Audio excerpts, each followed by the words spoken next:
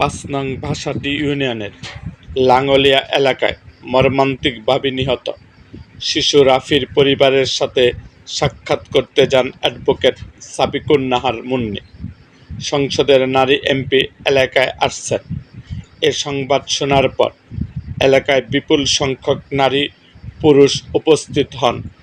এমপির উপস্থিতিতে নিহত শিশু রাফির চাচা এমদাদুল রাফি হত্যার নির্মম ঘটনা তুলে ধরেন।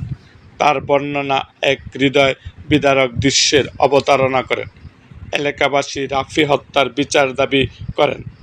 অ্যাডভোকেট সাবিকুন নাহার মুন্নি মনোযোগের সাথে তাদের কথা শোনেন এবং খুনিদের শাস্তি নিশ্চিত করার বিষয়ে দৃঢ় ভূমিকা রাখার ঘোষণা দেন।